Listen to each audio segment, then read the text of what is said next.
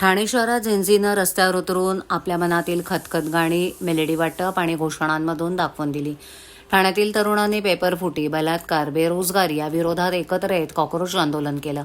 या आंदोलनात मोदी आणि मेलोनी यांची वेशभूषा केलेल्या तरुणींनी मेलोडी चॉकलेटचं वाटप केलं. तर या आंदोलकांच्या सोबत राष्ट्रवादी काँग्रेस, शरदचंद्र पवार पक्षाचे राष्ट्रीय सरचिटणीस डॉ. जितेंद्र आव्हाड, जिल्हाध्यक्ष मनोज प्रधान, युवक अध्यक्ष अभिजित पवार, युवक कार्याध्यक्ष राजेश कदम रस्त्यावर उतरले.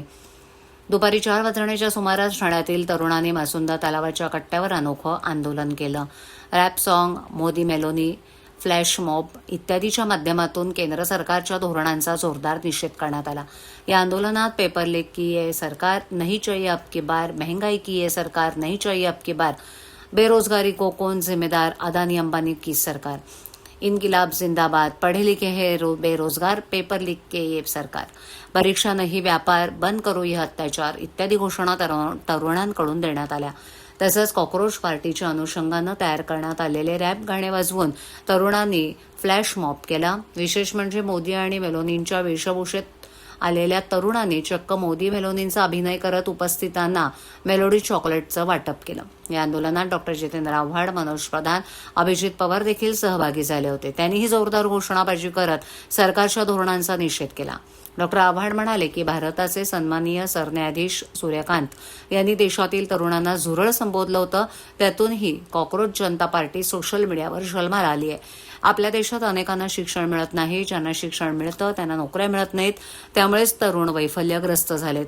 या वैफल्यग्रस्त तरुणांना कॉक्रोच म्हणणं संयुक्तिक नाही. भारतातील जगातील सर्वाधिक युवा शक्ती आहे. या युवा शक्तीचा उद्रेक होईल असं हे भाष्य आहे. भारताची अर्थव्यवस्था डबघाईला आली आहे. परराष्ट्र धोरण पुरतं फसलंय. अशा स्थितीत कॉक्रोच हा तरुणांसाठी केलेला शब्दप्रयोग अंगाशी आलाय. आज कॉक्रोच जनता पार्टीचे 25 मिलियन फॉलोअर्स झालेत. तेवढे कोणत्याही राजकीय पक्षाकडे नाहीयेत. यावरून तरुणांच्या मनातील राग दिसून येतोय. मनोज प्रधान यांनी कॉक्रोच जनता पार्टी ही सरकार विरोधातील भावना आहे. हे आंदोलन करणारे तरुण आमच्या पक्षाचे सदस्य नाहीत. त्यांनी मदत करण्याची विनंती केली होती. आम्ही त्यांच्या बोलवण्यावरूनच आंदोलनात सहभाग घेतला.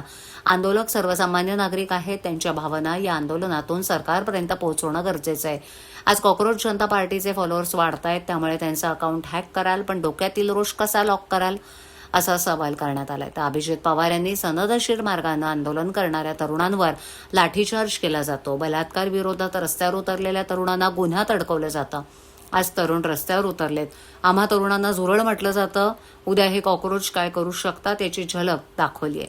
हे तरुण आमचे कार्यकर्ते नाहीत, पण त्यांच्या विनंतीवरून आम्ही आंदोलनात सहभागी झालो आहोत. या आंदोलनात राष्ट्रवादीच्या वतीनं नगरसेवक यासीन कुरेशी, सुधीर भगत, गजानन चौधरी इत्यादी सहभागी झाले होते. जो राग आहे तो उद्रेक या ठिकाणी पाहायला मिळाला. ज्याप्रमाणे चीफ जस्टिस ऑफ इंडियानी कॉक्रोच असा उल्लेख तरुणांचा केला होता. तरुणांचा कुठेतरी बघा, एक मी तुम्हाला सांगतो की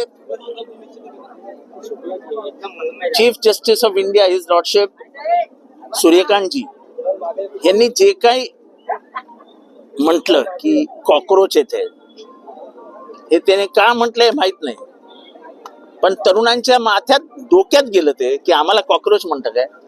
आणि कॉक्रोच हा असा प्राणी आहे की तो कुठल्याही परिस्थितीत जिवंत राहतो. आणि एक लक्षात घ्या, या एका शब्दामुळे देशभरातलं वातावरण बदललं. कॉक्रोच जनता पार्टी कोणाच्या सुपीक डोक्यातनं बाहेर पडली मला माहित नाही, पण 25 कोटी फॉलोअर झालेत. 25 कोटी फॉलोअर.